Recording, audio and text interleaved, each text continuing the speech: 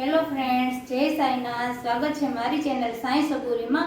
આજે આપણે બનાવશું સાદું સિમ્પલ ગરમ મસાલા વગરનું રીંગણા બટેટાનું શાક.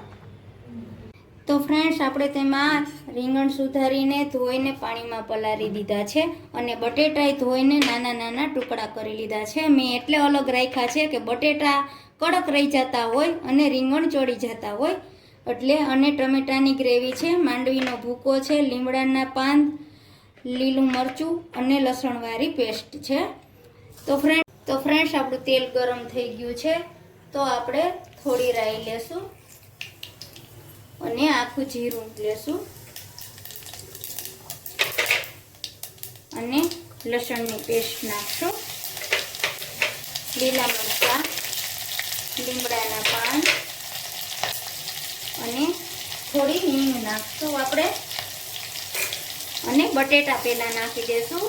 તો આપણે બટેટા પહેલાં તેલમાં સાતળવા દેવાના છે. જરાક સતળાઈ જાય ને એટલે બટેટા પછી રીંગણ ભેગા તમે સીટી વગાડો તો બટેટા પણ ચડી જાય. ઓલા બટેટા કાચા રહી જતા હોય અને રીંગણ ચડી જતા હોય એટલે તમે થોડા સાતળી લ્યો ને તો બટેટા સોફ્ટ થઈ જાય. તો હવે આપણે તેમાં નાખશું હળદર, નાખશું લાલ મરચું, નિમક નાખશું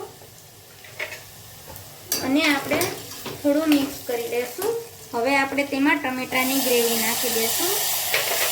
ગ્રેવીને આપણે આમાં થોડી વાર પાકવા દેવાની છે જેથી એમાં તેલ છૂટું પડી જાય એકદમ.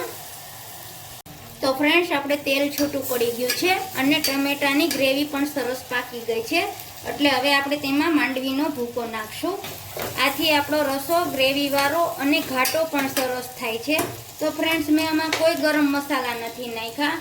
તમે આ શાક એકવાર જરૂરથી બનાવજો તો તમને મજા આવશે. અને આપણે ટમેટાની ગ્રેવી નાખી છે એટલે આવતી જાતી જરાક ખાંડ પણ નાખશું અને આપણે હવે બધું મિક્સ કરી લેશું.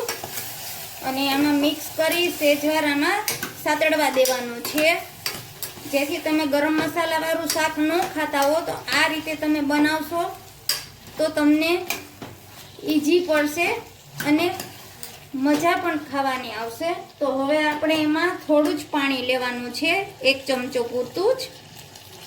અને આપણે હવે બંધ કરી દઈશું. આમાં એક જ સીટી વગાડવાની છે અને બીજી સીટી હવા ભરાય એટલે બંધ કરી દેવાનું છે. તો ફ્રેન્ડ્સ, આપણું શાક કમ્પ્લીટ થઈ ગયું છે. તો મસ્ત આપણું ઘાટું અને રસાવાળું શાક મસ્ત થયું છે. તો ફ્રેન્ડ્સ, આ શાક બનાવજો, એકવાર જરૂર બનાવજો. મારો વિડીયો ગમે તો લાઈક કરજો, શેર કરજો, સબસ્ક્રાઈબ કરજો, કોમેન્ટ કરજો.